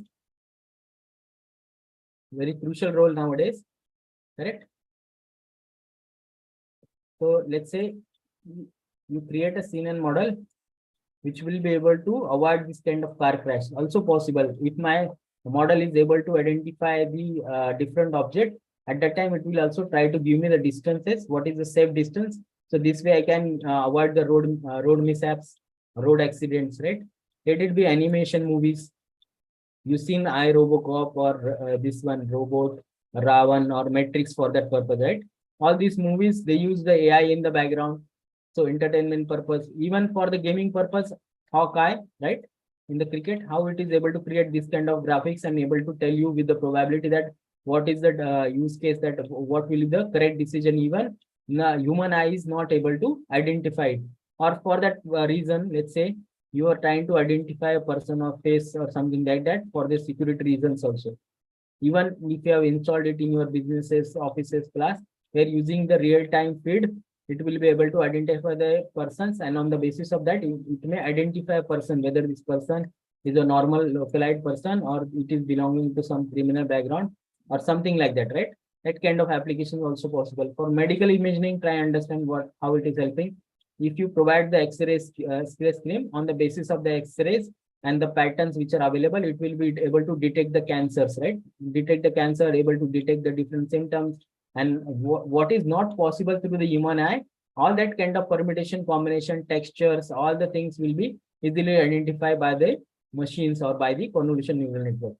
And even for the sports category, like we saw about the human estimation or force estimation, so on the basis of that, on real time, they are giving the probabilities, the actions identified, or who is that person, and what are the things he has taken, what are the probabilities for the action he has taken. All that kind of fits will be directly given on the screen if you try to apply this kind of neural network, right? I hope now this makes sense, that how this convolution neural networks are playing role in your real life. Let's try and understand some amazing use case, right, of the convolution neural network. We already spoke about emotion detection, right? Once we pass the image, so it will be able to identify the emotions, whether this person is smiling. In this case, it's sad, right? Smile response. So different people and the scale they are provided, and it will be able to gauge, and then it will be giving you the probability for smile. What is the probability that it is smiling? 96%. This way, if you try to capture the person, then it will be able to identify the face, or even for that matter, OCR, right? Optical character reading. So if let's imagine that you are feeding a legal document to a convolution neural network. So that legal document, it will be able to identify the characters. On the basis of the character, again, the NLP model will be working, and it will be able to identify everything. And let's say it is the document of the court cases. So if it's a very simple court case, whether some person has made any crime in terms of the breaking the law or something like that, that kind of documents or files which is there, you can submit to this convolution neural network. It will try to identify the object and characters and everything, and you try to study, and it will be able to give you the pattern or summary. On the basis of the summary, it will be able to analyze whether this person made a crime or not, and it will directly give a judgment, right? According to, because we will be also telling us the condition that if this is a raw, then what will be the penalty, right? So that kind of systems can be also possible. Amazing use case of the OCR, right? And very popular. When you go to a supermarket, at that time, when whatever items you are trying to put it in your trolley, there will be a mounted camera, right, over here, and that camera will be having object detection thing, and it will be able to identify whatever objects are there in your trolley. And whenever you come to cashier screen, it will tell you the tally of the numbers, approximate tally of the numbers, that how much objects you are taken. Let's say you are taking 30 items, purchase 30 items. Whenever you try to bill it, we'll try to cross reference with it. This could be also an amazing use case, right? Or for that purpose, try to understand how by using the image, we can identify a person, not only looking at the face, but also looking at the eyes. So this is a very popular example how the Afghan girl was identified by her iris pattern. Iris pattern means it has to do with your eyes, right? This is called as iris pattern, or entire eye slide, and within that what we call this eye optimal or some sort of that images, and it will be have a unique coding or unique pattern for every person. Even there is a recent use case from the Google, right? So looking at your eyes iris pattern, they will be able to identify whether this person is going to get a heart attack or not. So that was a recent breakthrough, right, in the computer vision technique. I think we already discussed. What if you try to capture any object, and it is that object is directly going to Wikipedia and providing you the entire information, right? So that is one more amazing case, that you don't know any object or any site, and you want to understand that there will be no requirement of the tour guide. No tour guides anymore. Now your AI tour guide will be there. You capture the image, pass it to the you capture the image, that application will try to go to Wikipedia, search all the information, and it starts speaking to you. Okay, this object is the Eiffel Tower. Let's say this is Eiffel Tower for that matter. This is Eiffel Tower. This is the history when it was built, whosoever have built it, what are the specifications, what are the location, what are the prime condition, what is the specialty of this object or architecture, and what are the certain common scenarios for that object, right? So it will try to speak to you accordingly if you try to put any kind of a chatbot along with this one application, right? So even for special effects in the movies or something like that, they are trying to, out of this picture, they are trying to create a 3D object. The 3D object or imagination is very important, guys, because in the medical field also, or let it be any other field, whenever you are trying to create a 3D object, it will be able to scan it from all the angles and try to analyze the patterns. And that is one more superior, let's say, use case of the computer vision, right? Let's try understand going forward. These are few more examples. I will not go into detail. Let's say for that purpose, the computer games also, right? Computer gaming is nowadays personalized, right? If avatar, right? Avatar, you call it as avatar. You provide your pick, and that by taking your pick, it will create some avatar or some player, customized player, and then you will be playing game along with it. So it's kind of personalization, again, a human touch, giving a human touch to the game and creating more, let's say, what you can say, creating a more personalization experience for the users. Also in vision and space, because if you provide this kind of image, and again, how it will do is, we have object segmentation with us. So it will try to segment different, it will try to identify the objects and then try to segment them using different colors, let's say yellow, green, or something like that. And then whatever is there, it will be able to identify and return you the information, 3D modeling, panorama stitching, or something like that, right? So we already saw how the object segmentation will work. It will identify the object and try to color the similar object with the similar color. So this way it will try to separate them. And for medical imaging also, so if you are providing a scan photo to your neural network, convolution neural network, it will be able to identify patterns. It will be tell you exactly during the surgery. It may help you, right?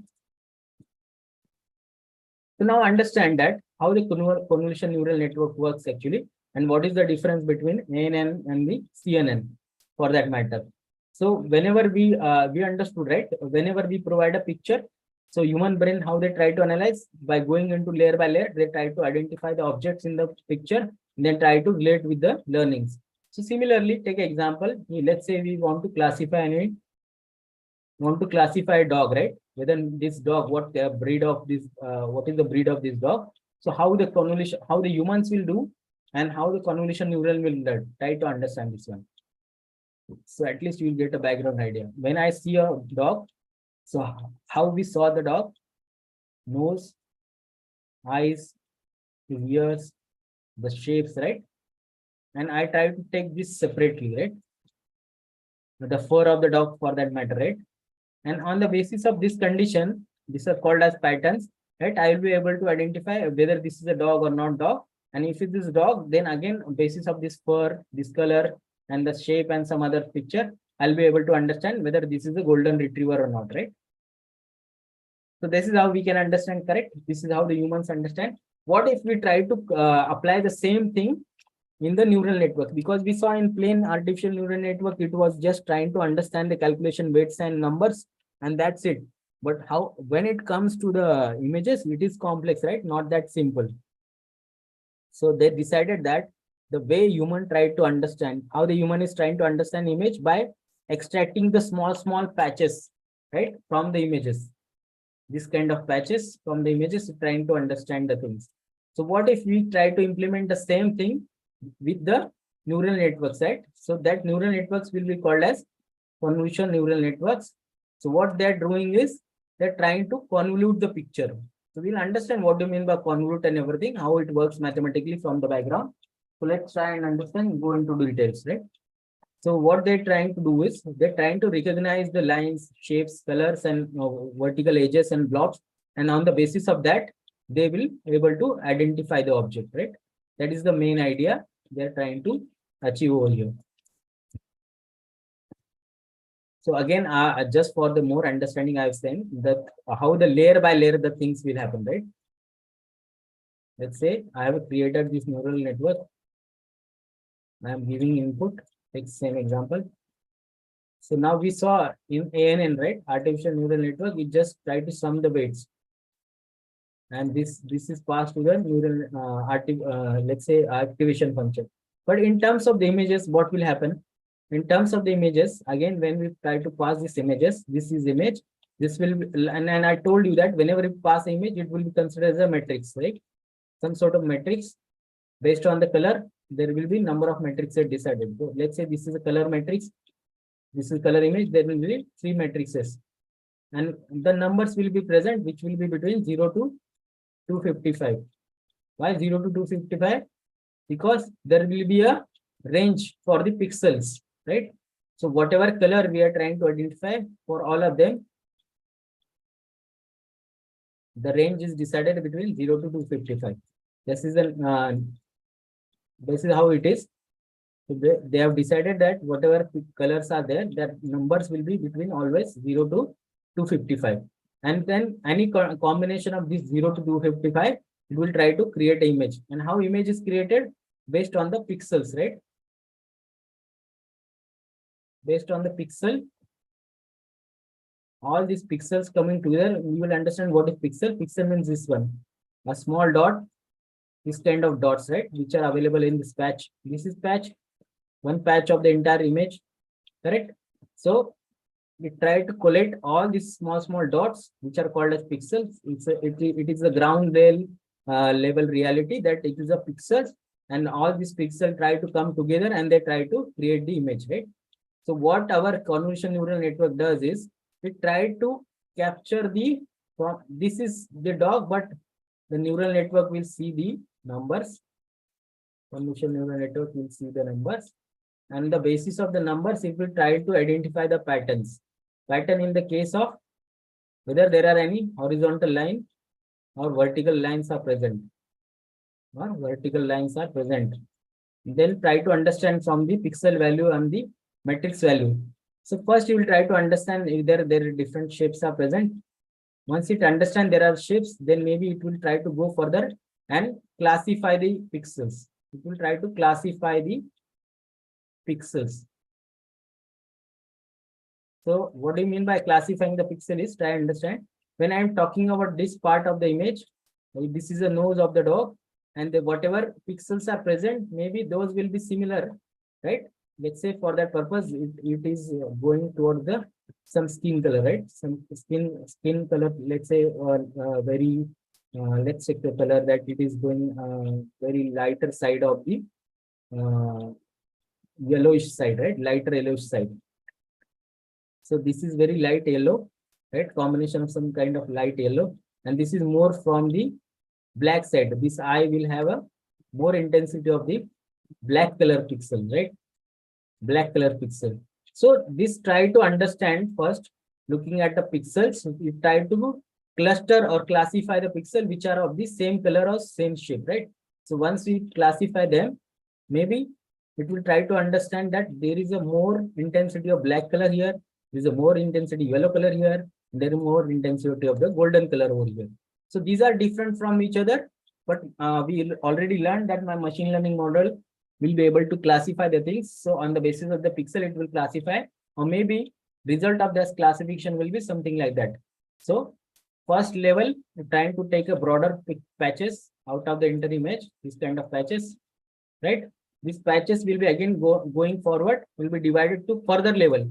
So out of that patch, I will try to concentrate on this part, and this is how it will try to learn the convolution neural network. Again, it is not done graphically, it is done from the mathematical point of view, right? Because we saw what we saw is all the metrics and the numbers which are present over here.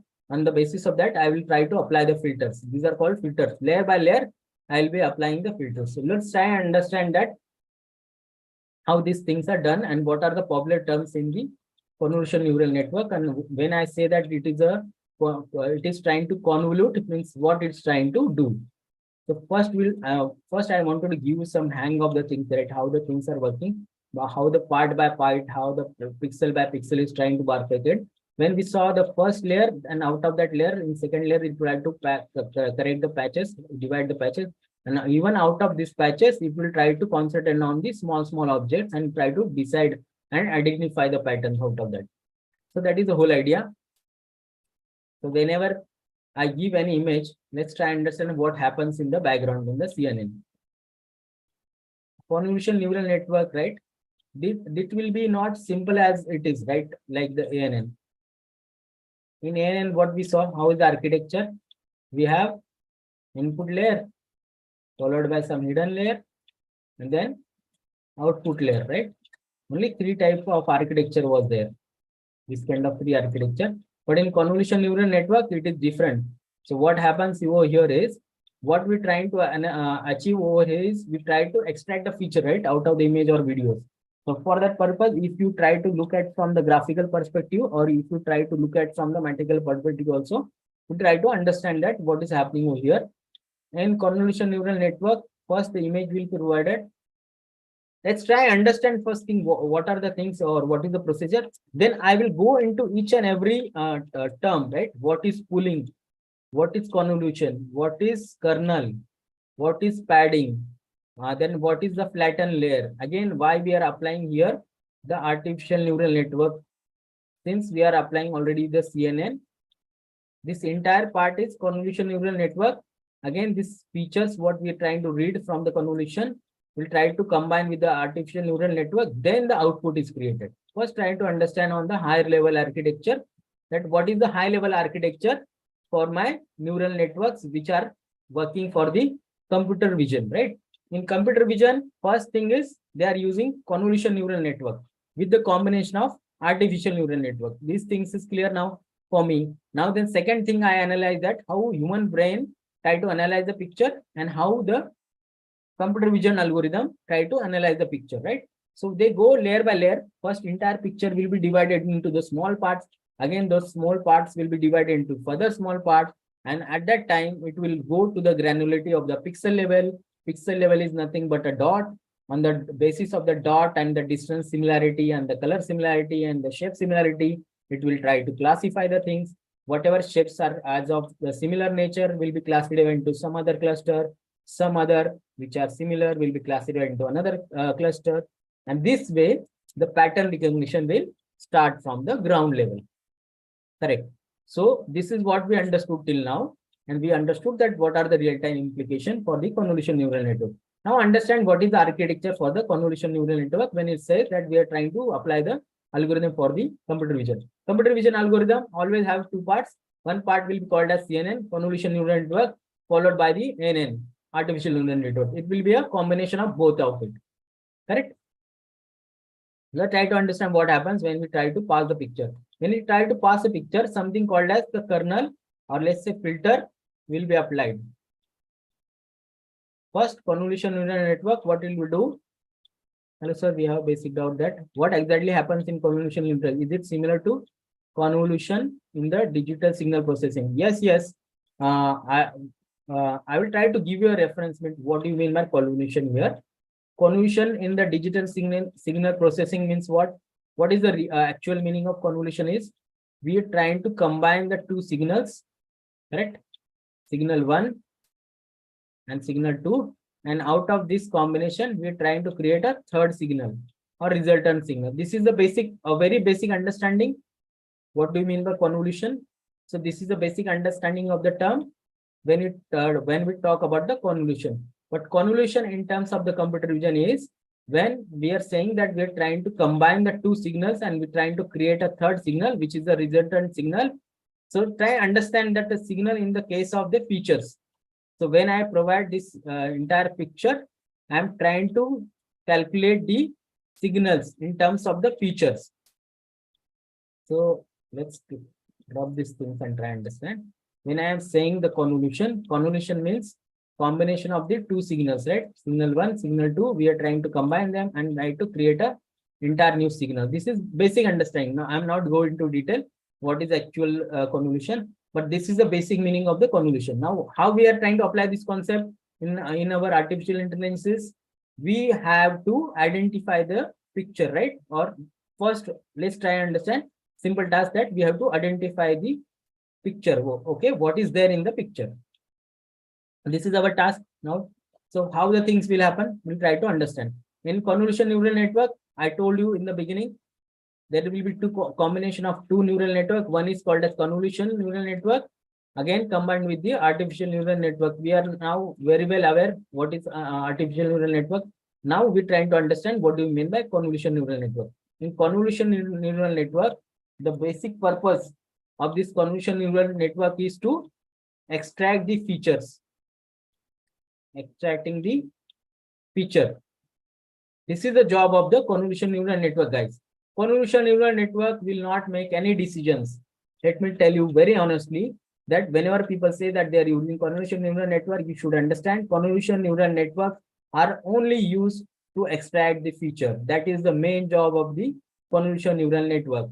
So that is why we have written this feature extraction. If you see, this lies from this stage to this stage of the flattening layer. So that's the job of the convolution neural network.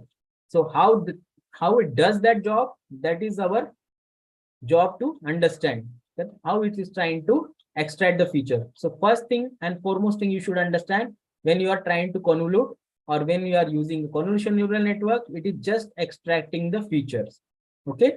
And then actual decision will be made by the artificial neural network. What kind of decision? To give you the probabilities of the objects. Whatever objects are identified, so it will give you a probability. Let's say in this case, it's giving probability. What is the probability that it is a horse? 0.2. What is the probability that it is a zebra? 0.7. What is the probability that it is a dog? 0.1. That means highest probability is 0.7. That means it's a zebra. Okay. So this entire part is done by ANN, not by convolution neural network. Convolution neural network does only feature extraction. This part now we are clear. And we have also understood that how these terms applies, the convolution teams applies in terms of the AI. Okay. So in AI, try to understand what happens when I try to pass this image. This image is a zebra, right? It's a zebra. And then what convolution neural network does is it has three layers, or let's say generally three things, three tasks it does. One task is it applies the filter. First is it apply the filter. These filters are called as kernels. Okay. This filter is called as kernels. Now, filter means we are just trying to apply the filter. We try to understand in detail what is filter. Okay. First, it try to apply the filter, that is called as kernel. Once we apply the kernel, it will do the pulling. Okay. And then again, once it do apply the filter, it does the pulling layer. Then again followed by the filters. Again followed by the filters and again pulling. And maybe depending on the use case, you can keep on adding this kind of layers. Filter pulling, or you can have a padding layer also in between. We'll try to understand what is padding and all when we try to go into detail, but try to understand what happens is we have two kind of operations. One is apply filter, and by applying the filter, you try to pull the things. And between pulling the things, you can have a padding layer also, pad layer. How to create a filter, that will try to understand guys, how to create a filter. You don't have to create a filter. Okay. You have to just choose the number that how many filters you want to choose, and then convolution neural will do that job for you guys. Okay. But try to understand what happening exactly in the convolution neural network. In convolution neural network, it does two kind of activity. One is filtering. Then once you apply the filtering, it will try to do a pulling. So there pulling, again for the pulling, there will be different techniques. Max pulling, mean pulling, or average pulling. We'll go into detail all these things, but try to understand what's happening. Once we pass a zebra, it will try to apply a kernel. Kernel means filter. One filter it will apply. Let's say this image has a dimension of, let's say, 20 by 20. Because I told you every time that whatever image we are passing, it will have a dimensions, size, right? Let's say this is a pixel intensity. Based on the pixel intensity, we get the sizes, right? I think everyone is having this basic understanding what is pixel intensity, because whenever you try to look at the camera or any TV or something like that, the basic criteria that we look at the pixel intensity and then we try to buy this product, right? Pixel intensity means how many pixels are present or what quality of pixels are present. Pixel means nothing but dots, right? On combination of dots create the picture. That's our basic understanding. What does is when the zebra picture is applied, it try to apply the filters. Pooling is used to reduce the size of the feature map, which is the term makes computation faster. Correct? Yeah, that's partially correct, but try to understand. Yeah, you guys, I think already having the basic understanding what is happening in the background, but just hold your horses. I will try to take to that kind of level of discussion, but we start with a very basic level of discussion. Yes, ma'am, your understanding is very exactly correct. So, but up to certain level, you have to understand there are certain other topics also happening. Yeah, you guys already know, I guess, most of the things. But try to understand what is happening. When I pass a zebra picture, then this zebra picture will have the intensities. Okay. And this out of this pixel intensity, their dimensions will be called upon. This is color image. So it will be having 20 by 20 into 3. Then when I apply a filter, that filter may be not of the same size. If I try to apply the filter, which is of same size, like 20 by 20, what is the use? First task, what I have to do whenever I am trying to convolute an image, that I have to break this image into the parts, right? Different parts. This way, let's clarify everything and then try to understand. When I take an image, what first task I will do? I'll try to break this image into this kind of parts, right? Then part by part, I'll try to learn the things. That is the main aim over here in CNN. Break the image into smaller parts. Then each and every part I will analyze and try to learn what is present in that part.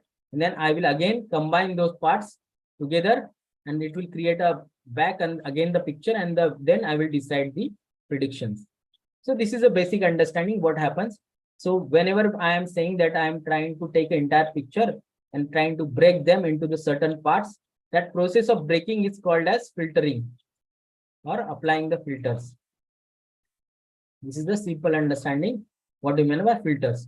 So I'm trying to take entire picture, trying to break them into small parts. That is called as filter, and that filters are called as kernels over here. What are kernels? How they look like? Kernels are nothing but, and this image is also nothing but what? It is a numbers. If you try to relate this input, zebra, this is the zebra, guys, for computer vision or for computer, right? Or for CNN network. This is zebra. Now don't ask me how they have come up with this picture. So they are on basis of the different values of the color combination, they have created this will lead to this zebra image. Okay. So this is how the zebra will be seen from the convolution neural network. And what I am trying to do is I learned the process that how human brain learns. It tries to identify the small parts. Let's say in that case, it will see that this image has 4 legs, 2, 3, 4 legs, tail, it has eyes, and it look like something like this one shape, entire shape, right? So this way, I am trying to analyze the thing. The similar way convolution neural network should do, then only it will be able to understand. So in order to do that, it will apply the filters, and that filter will be called as kernels. These kernels are nothing but again matrices, which will be again having the numbers 2, 3, 4, any kind of numbers 5, 6, 7, right? And these numbers, this kernel, I am to pass on this entire numbers, right? Whatever numbers this image is having, I am trying to pass on this number. Let's say in this case, this one. This is the entire thing, and this is my kernel. And just what I'm trying to do is I'm trying to chop that entire object into the smaller pieces. And for the chopping purpose, I'm using the filter, which is called as kernel. That's clear now. What way I am doing? When I try to take the first image, this image was of 20 by 20 into 3 because 3 layers color image.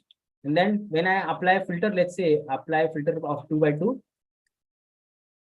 When I apply a filter of 2 by 2, let's take example. Let's say take very simple example. If this is the image which is having the dimension, let's take the dimension as 6 by 6. Okay, this is 6 by 6 dimension. And if I am trying to apply a filter of 3 by 3 now on top of it, so it will give me back, the next layer will be of 4 by 4 remaining. Now I'll again say that what is the calculation? If this is the image is of 6 by 6, and if I apply a filter, it should give me value exactly 3 by 3 remaining, right? Half of it. That's what the understanding is, because I'm trying to apply filter. No, this is not how it will do. Guys, the attendance link is already shared by Amar. Amar, can you please share it again? People are asking for it, right? I will not go into detail, much of the details, right? But try to understand the terminology. Then tomorrow I will go into the calculation. So when we apply these filters, this entire image, we'll apply this kind of filters like, and this filter will be called as some feature. So maybe try understand this filter I applied, maybe it is a head of the zebra. Then one more filter I applied, it is the leg of the zebra. And one more filter applied is the tail of the zebra. Correct? So by these features, I'll keep on doing this kind of activity in 1 step, 2 step, 3 steps. And when I'm doing this, I will be having number of features with me then. End of the process, I'll be having this number of features with me. This feature will be flattened. That means they will be arranged on top of each other, just like the stack. I'm trying to stack these features, these images on one above, and then I will pass them to artificial neural network. Again, everyone knows what happens in an artificial neural network. They will try to take it to the summation of weights and the input, then activation function, and then probabilities. And this probability will tell us, in fact, again, that what is the object, correct? So this is a basic understanding that what I do is I take an image, chop it using kernels, then I do a convolution layer. That means again filtering. Then I am trying to pull that feature. Then I again do the same thing. And going forward, okay, guys, going forward, I will have a, let's say, separate feature. One will be head of the zebra, leg of the zebra, ears of the zebra, tail of the zebra. I am passing all these things to my artificial neural network. And then on the basis of this feature, it will be able to identify whether it is a horse, zebra, or dog. Clear, guys? Now, what do you mean by convolution? I hope you guys are at least now understand the architecture. We'll try to deep dive into the architecture, try to understand what do you mean by pooling, what is happening in the pooling, what do you mean by filters, what is happening in the filters, right? But for the general understanding, I guess now, for the general understanding, how we see and how the computer sees, right? Computer sees the number, try to extract the numbers. Again, it try to extract the numbers, reaches to some granular level.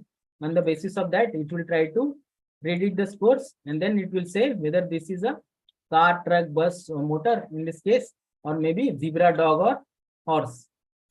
Now you guys are comfortable, right? At least with this kind of terminology, that what do you mean by convolution? In convolution, there are two types of networks happening, and we are trying to chop the entire image into small images, and then we're trying to extract the out of that features, and then feature will be went into neural network, and then we'll try to predict.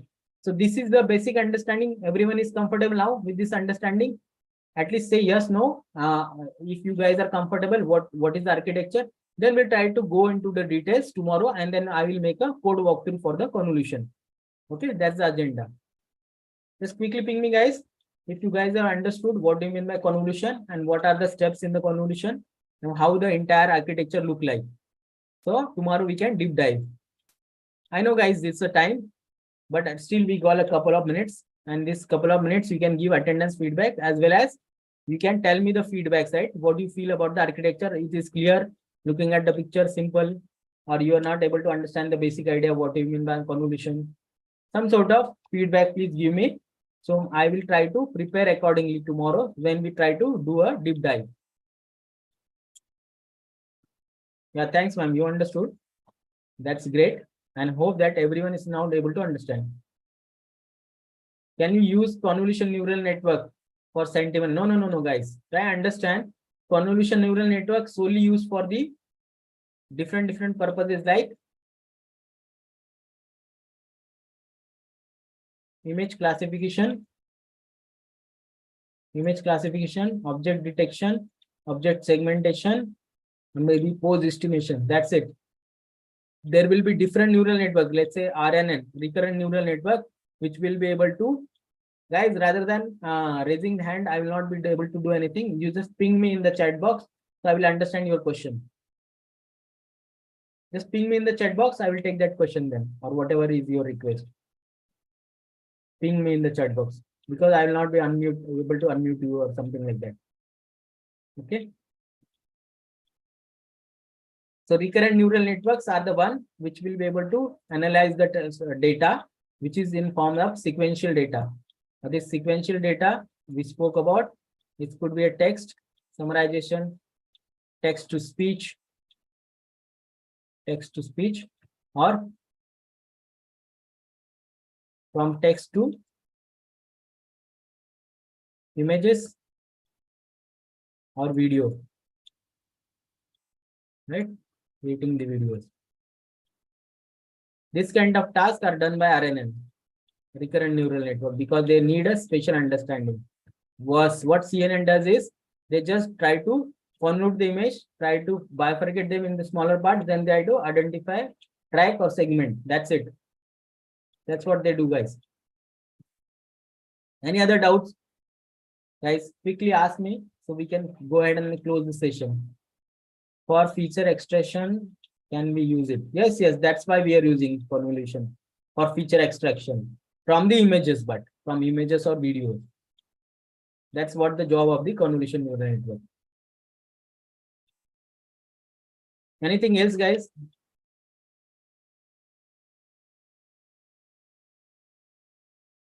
Any other doubts? Any suggestions? Any feedback? Both for the chatbot or for the basic understanding of the computer vision and the CNN architecture. Quickly, guys, ping me. We have to close the meeting. We already done with the time. Any session you want to ask? What is the recording? Recording will be available, guys. What should be the maximum size of the filters? That, sir, that we'll try to understand in coming lecture. So what should be the maximum size? What should be the minimum size? How much layers we should do? When we try to create the code, at that time you will understand. But again, it's a permutation combination. There is no such fixed words that what should be the size. According to the input size, it will vary.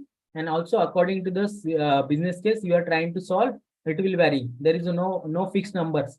You can create any depth, any shallow network as per your wish, just like the ANN. Okay, I hope this answers the question. Anything else, guys? Quickly, we are already late 3 minutes. Anyone would like to ask? 1 more minute, then guys, I will close this meeting. So quickly, if you want to ask anything, please ping me fast. Can we deploy in AWS? Yes, we can deploy in AWS as well, guys. All the platform, wherever you can have a cloud, you can deploy it everywhere. There is no limitation for the deployment. Recording link will be shared by my colleagues, guys. I hope that everyone having access to LMS system. In LMS only, you will find the recording. How to create API, again, it's a separate topic, guys. We'll not try to augment this thing because we will miss our core topics like computer vision or recurrent neural network or chat GPT or prompt engineering, that kind of topics, because we are having very limited time. Usually it takes 2 to 3 classes to understand how to create API. That's not a simple task. We need to have a basic understanding of the Flask, about the client deployment and some other commands, right? Then only you will be able to create this APIs. What is generative AI? I will take a session on it. Generative AI. This is the talk of the town now. What is generative AI? What is prompt engineering? What is deep fake? That I will try to touch upon in the coming lectures. Anything else, guys? Quickly, last minute, then I will close the meeting. Anything else, guys? Any topic you want to ask? Yes, guys, I'm taking that session. Yes. Correct understanding, Kapil. Yes. Correct. Anything else, guys? Quickly, we are already 5 minutes late. So if there are no further questions, I can conclude this meeting then.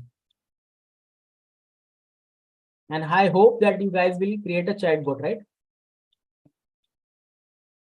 Yeah, guys. The timings are different, but Kapil, for that matter, timings are different, not the same timings.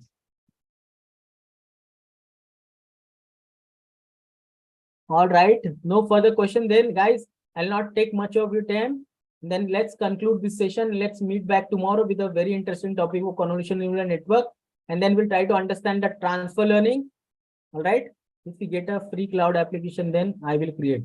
Yeah, obviously you can get a free cloud. Obviously, I told you tricks also. Try to register with different clouds, different IDs, and just it will charge you 1 or 2 rupees. That's it. Even Colab is there. Colab is also having this kind of architecture. You can run this kind of architecture, but for hosting the application or deploying, you will need a cloud separately, man. Correct?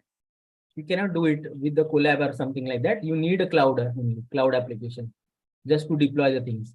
And they will give you a free trial. Try to find out these ways for the free trials. So you can apply these things free of cost. I guess one more thing, guys. If you guys are students, right? For the students, there are special offers. They are giving you free cloud hours or something like that. So you can try out and create and play and plug and play with your application. Maybe you have to upload us, let's say, ID of your college. And there are some options. Try search in the Google.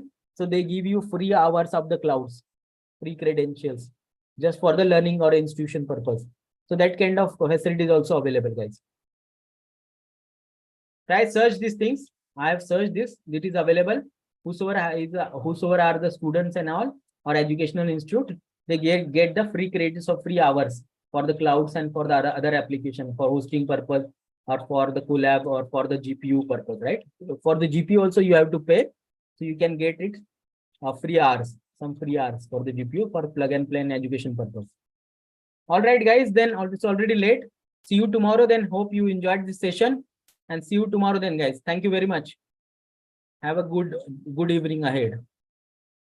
All right, Amar, we can go ahead and close the session. Thank you very much, guys, once again. Yeah, sure. Thank you.